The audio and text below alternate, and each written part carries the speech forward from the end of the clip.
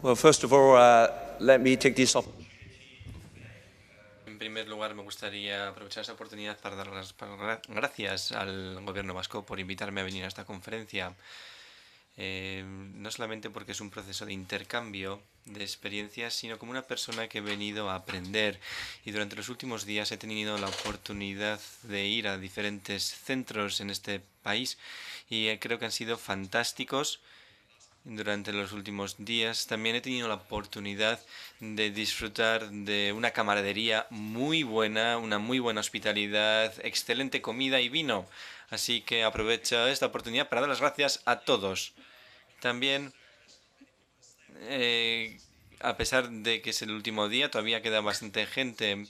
Yo cuando empecé a trabajar, hay dos formas de saber si has conseguido hacer lo que tienes que hacer como un profesor. Es la sesión después de comer. Si la gente te sigue mirando y está sintiendo, es que no lo haces mal. La última sesión de una conferencia, especialmente una antes de comer y la última de la conferencia, porque la gente te mira y te dice, eres la única persona entre yo y mi comida.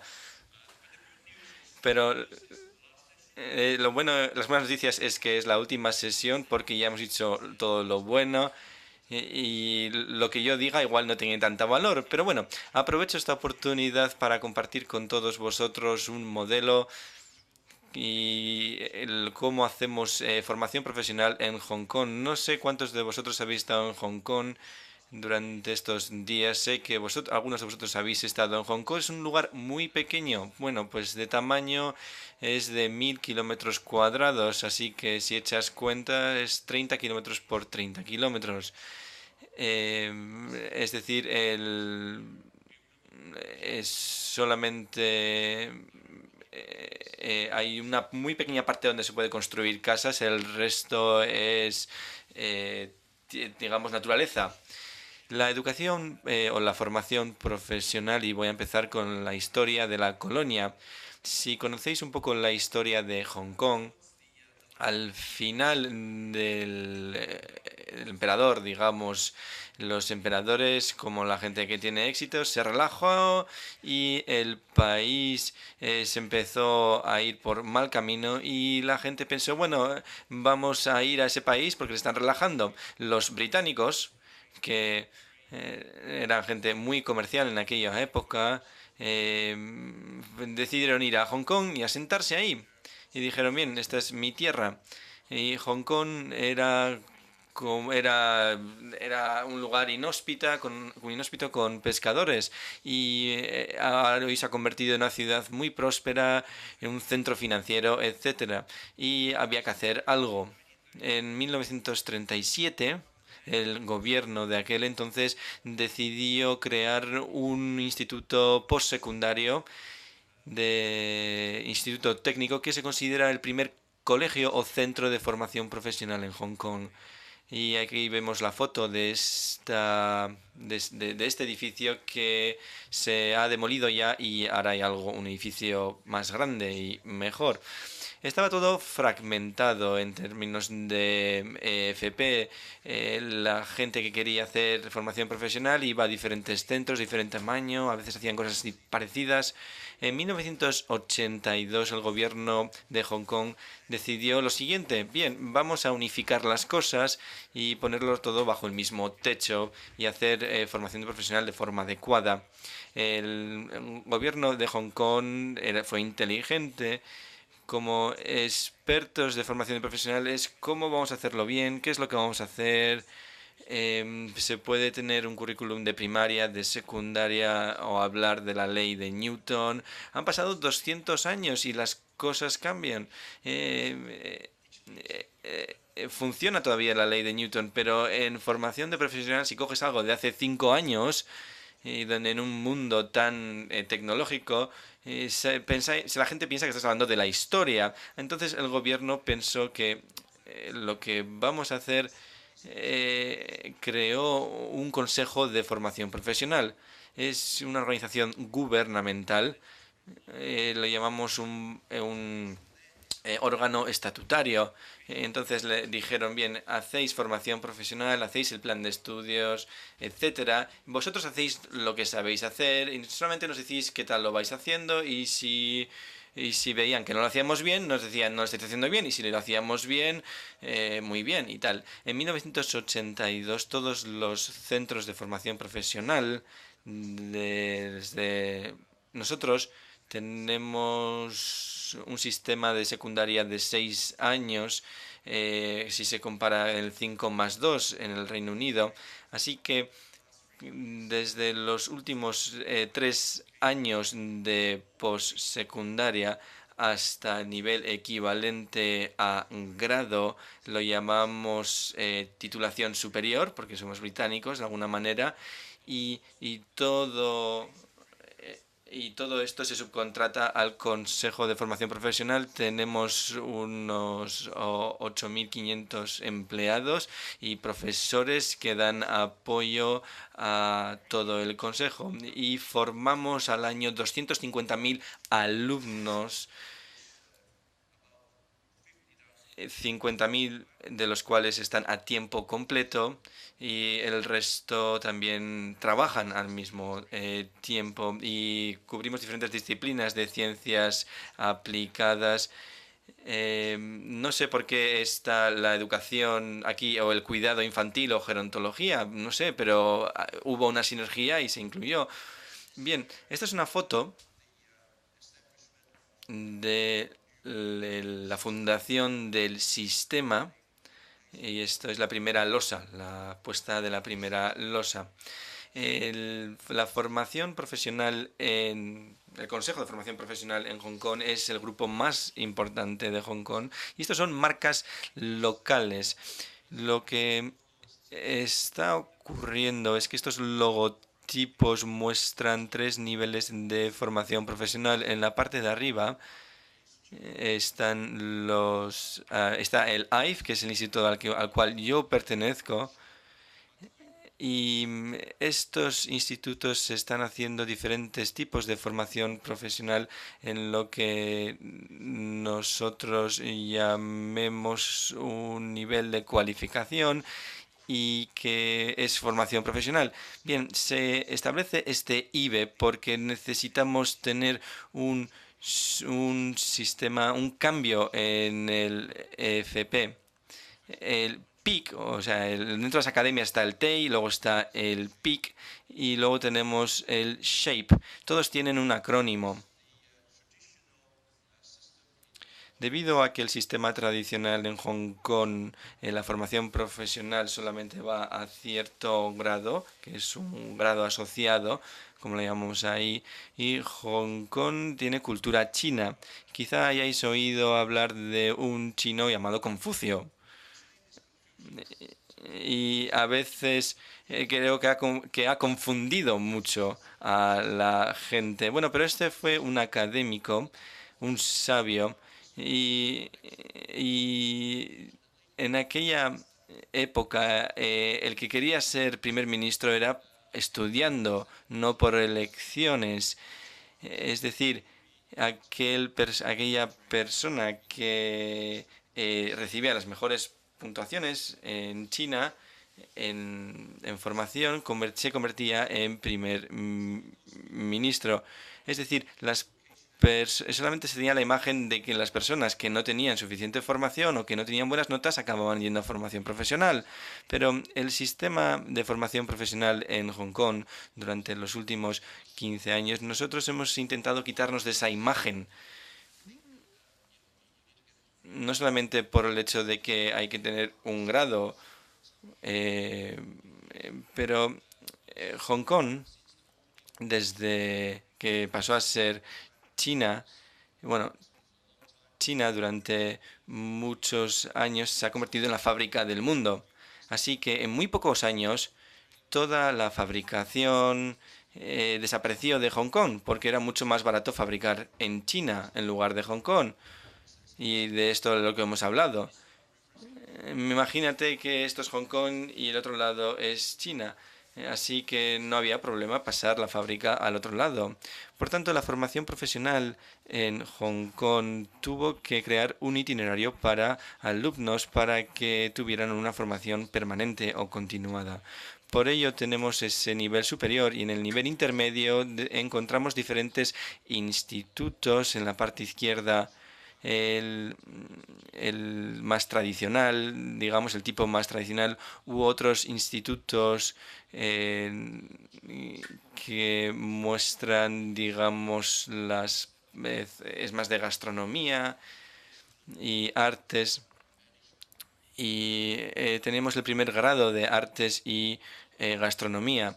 Y hemos adoptado el sistema de hostelería, de formación de hosteleros alemán y suizo. Em, Luego ahí encontramos a gente que ha abandonado, digamos, la formación y que vuelve. En cuanto a la investigación aplicada, no solamente hay que ser profesor, hay que hacer más cosas. Y entre estas cosas es hacer investigación aplicada. Mi instituto creó el TAI. Nosotros nos preguntamos por qué tenemos que hacer investigación aplicada. ¿Para qué? ¿Qué pasa si no lo hacemos? Porque no lo hemos hecho, no lo hemos hecho mucho durante los últimos 30 años, desde que empezamos en 1962 y no nos va mal, los alumnos salen con grado, tienen las competencias y a los empresarios les gusta. ¿Por qué cambiar el modelo si funciona? Es lo que nos preguntamos. Y una razón que responde a esta pregunta, si se crea un itinerario de formación continua a los alumnos y les dais buenas competencias, no es suficiente porque algún día, a pesar de haber terminado la formación profesional, quizá este alumno tenga que continuar a hacer un máster o hacer otro tipo de grado. Quizá tenga que tener la capacidad de no solo eh, preguntarse qué es lo que tienen que hacer, sino por qué lo estamos haciendo de esa manera y qué otras cosas podemos hacer para mejorar el proceso. Para poder crear esta capacidad, no se trata únicamente de crear una pieza de metal o meter más horas o mejorar la técnica. Eso es importante, sí, no lo pongo en duda, pero lo que también es importante es ir más allá de utilizar las manos para que también mejores la forma que utilizas tu cerebro. Lo vemos en Hong Kong. En Hong Kong es una ciudad que se basa en el conocimiento en términos de cualificaciones y competencias, pero los ponentes ya lo han mencionado.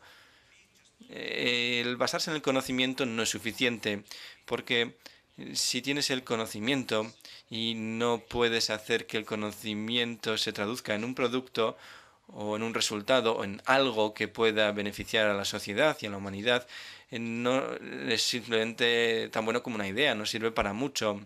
Por tanto, en Hong Kong hemos decidido lo siguiente: a medida que implementamos estos itinerarios de estudio, se trata de animar a la gente que utilice también la cabeza para pensar en sus procesos y también tener la capacidad de implementar esas ideas, ir por los dos lados.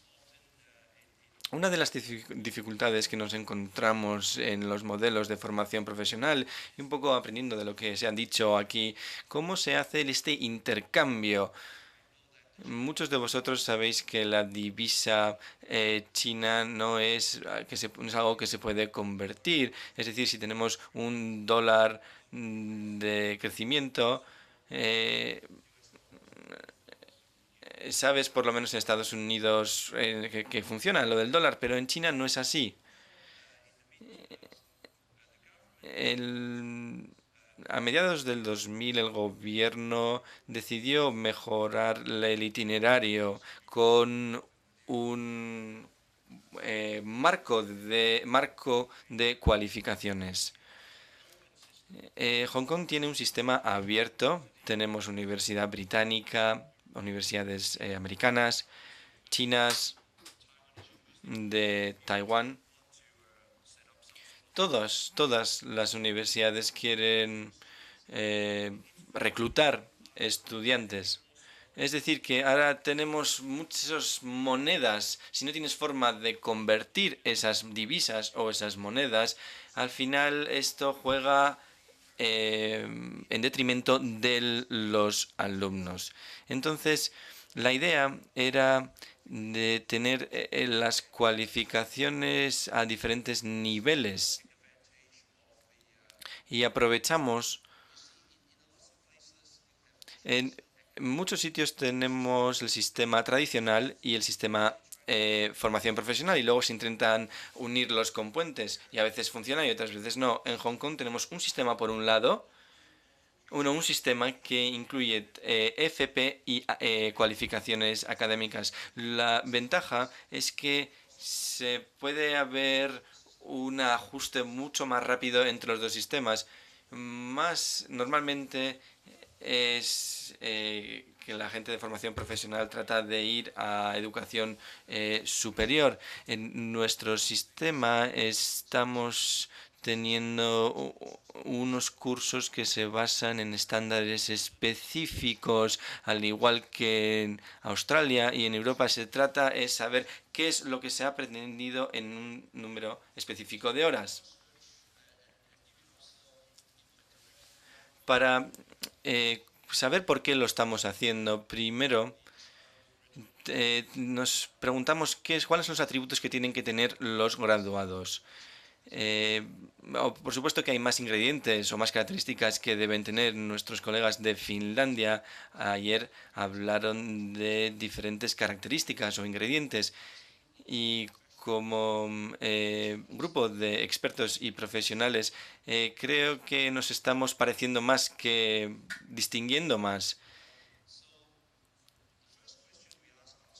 Y lo primero que nos preguntamos en formación profesional es cómo podemos hacer que la investigación aplicada pueda ayudar a estos ingredientes de formación profesional. Durante esta presentación me gustaría compartir con vosotros cómo fomentamos esta investigación aplicada en nuestros institutos.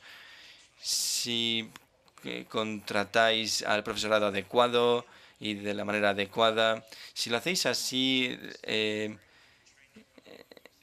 eh, esto será todo más positivo. Y ya existe un profesorado que tenéis, que son muy buenos investigadores. Entonces tenéis mucha suerte porque tenéis gente capaz de enseñar bien y de investigar también. Nosotros en Hong Kong nos encontramos en la misma situación. Queremos profesores que sepan enseñar, pero también les ayudamos a investigar o a que desarrollen las capacidades para investigar. Algo que hemos hecho es algo que llaman ayuda semilla y que les ayudan o les sirven de guía donde centrar sus actividades de investigación. Una de las dificultades de la innovación aplicada es que no existen muchos modelos, así que hay mucha gente que dice vamos a utilizar el modelo que se utiliza en la universidad. Ese modelo funciona, vale. Si quieres mandar a alguien a la luna o si quieres saber algo más de astrofísica, funciona, vale. Porque coge muchos recursos y se centra muy específicamente sobre unas áreas problemáticas, sobre cómo se hace la fisión de neutrones, por ejemplo. Pero en términos de formación profesional se trata de solucionar problemas de la industria, problemas reales. Así que tenemos un sistema, este sistema nuevo, que ayuda a las nuevas facultades y al nuevo personal que quieren investigar. Y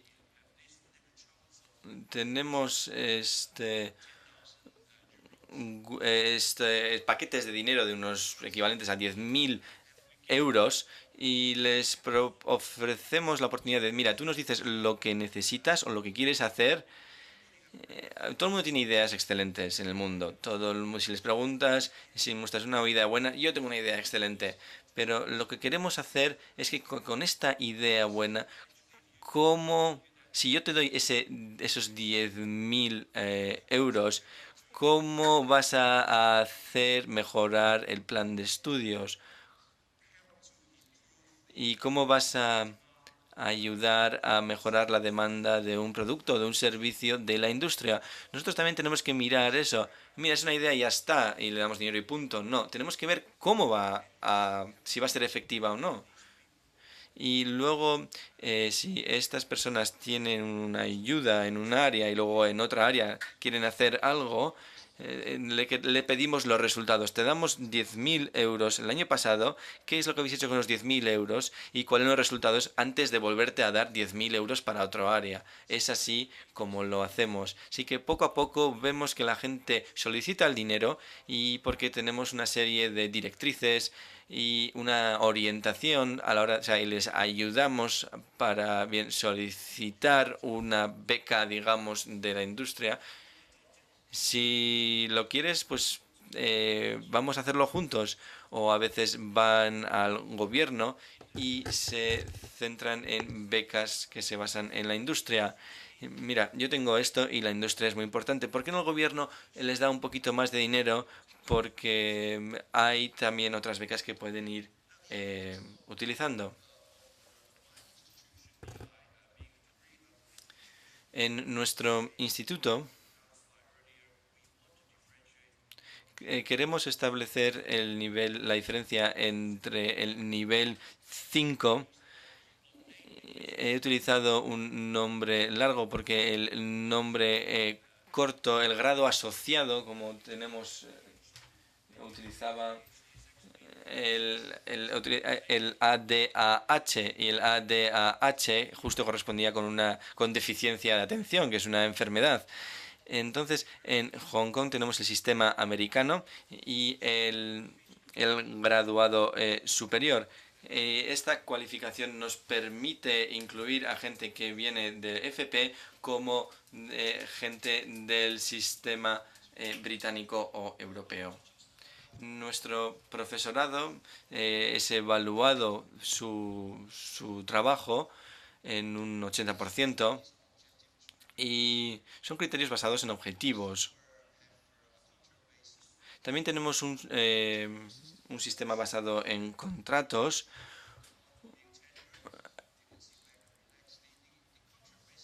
El sistema basado en contratos se trata para animar a los profesores para ver qué más cosas pueden hacer simplemente, además de enseñar, y para que no se acomoden demasiado.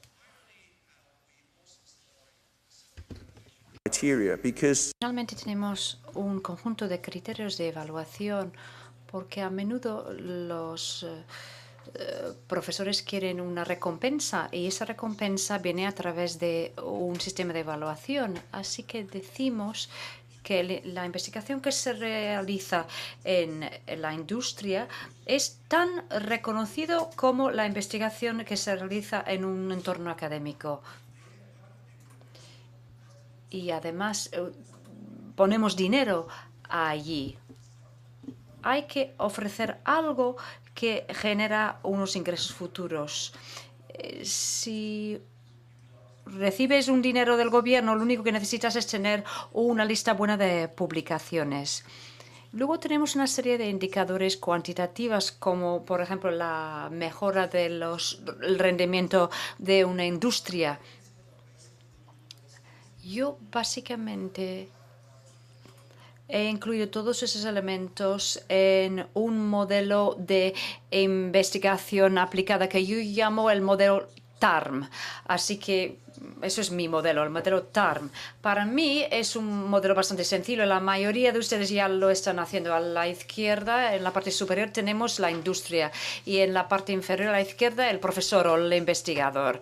Y nosotros, a través de los criterios de evaluación, animamos a que de alguna manera tienen que trabajar con la industria en un campo de su experiencia.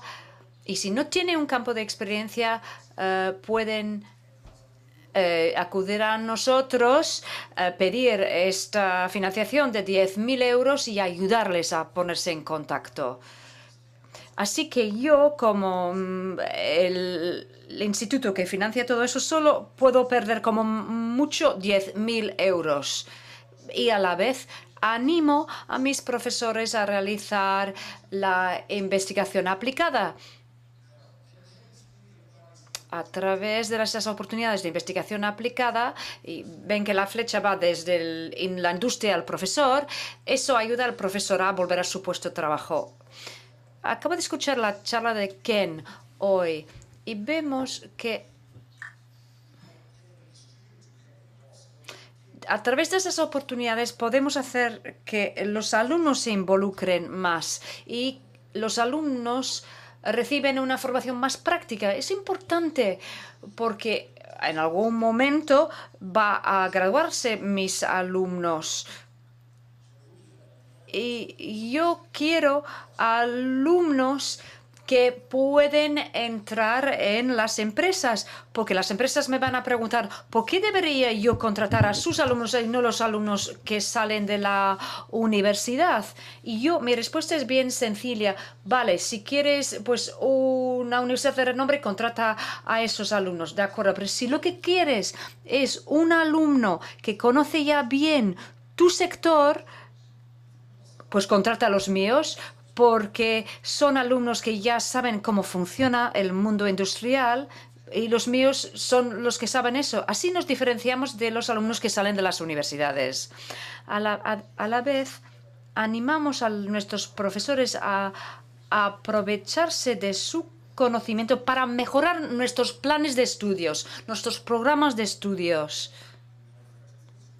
Para mí, un programa de estudios es algo práctico, es un producto que nosotros producimos y yo lo que quiero es añadir valor a mi producto, y mi producto como un centro de enseñanza es un plan de estudios, un currículum, las actividades que ofrecemos.